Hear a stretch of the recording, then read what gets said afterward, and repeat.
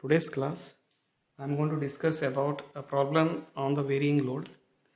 So in this problem it is given as a very important problem, and it is asked in the video exam, and it is here. It's why it is important means in this problem, see, there are three portions are there. I will write it here as A, B, C and D.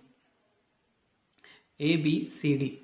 So in this portion, one is a tapered one, other two are the normal one, normal diameter. They have given the areas, the values of the areas they have given. They have not mentioned any diameter to calculate the areas. Okay, and then here the load is not given at all. Here you can see 4P, 2P, P and 3P. Means you have to find out what is the value of the load which is acting. Okay, and then here given the length and the material. They have specified that this portion, this taper portion is made up of aluminum, and these two portions it is made up of steel. And then he is also given the values of Young's modulus. First, to find out the P value in the problem, what he have mentioned, he have mentioned that net deformation, this net deformation is 1 mm.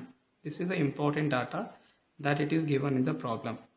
So it is mentioned that if the net deformation of 1 mm is given, what will be the value of the load, that is P, which is acting on the this bar. Okay, we will write net deformation, that is what, delta L. Delta L is delta L AB plus delta L BC plus delta L CD. So this all the deformations that you have to add up. So let us consider the tapered one. So tapered one, we have the formula for the tapered. Here in this case we don't need the area. The formula is 4FL by pi E d1 d2. The first step what we need is to, what is the load, magnitude of the load which is acting. So I put a section here, and then you can check, already we discussed that you can take one side of the load. So one load is acting on the left side, and that load it is 4P, and it is a tensile in nature. Means this force is tensile, means it's give the deformation or elongation. So I will substitute directly that one. Here it is 4 as usual. Force is 4P. Okay, this F is equal to 4P into the length, it is 600 divided by, okay, pi. Young's modulus is 70. 70 means you have to take this as 70 into 10 raised to 3. It is given GPa. So we'll convert into Newton per mm square. So diameter it is given as 12. It is 12.5 here into 40. So same thing we will write here as 16P into 600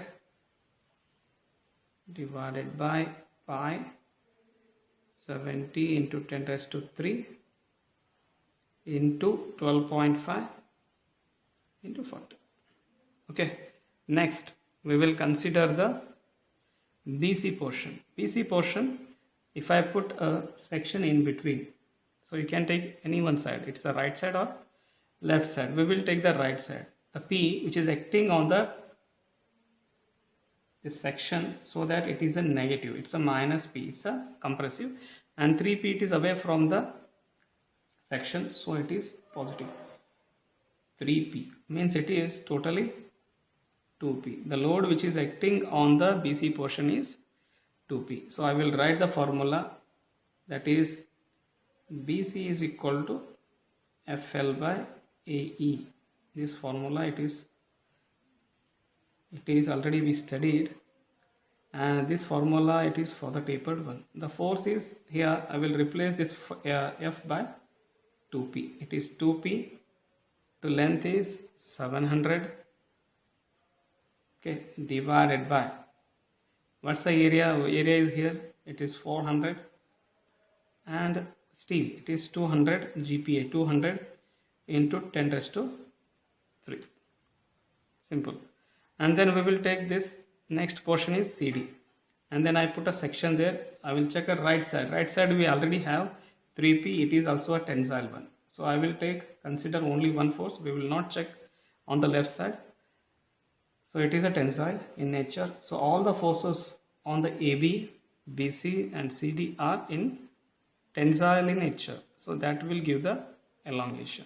Okay, so I will write the formula once again. It is the same. Delta CD is equal to FL by AE, okay, 3p.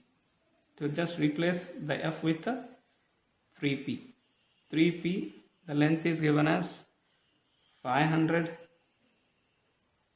divided by area is 200 into Young's modulus. It is steel. Once again here, this portion is steel. It is 200 into 10 raised to 3.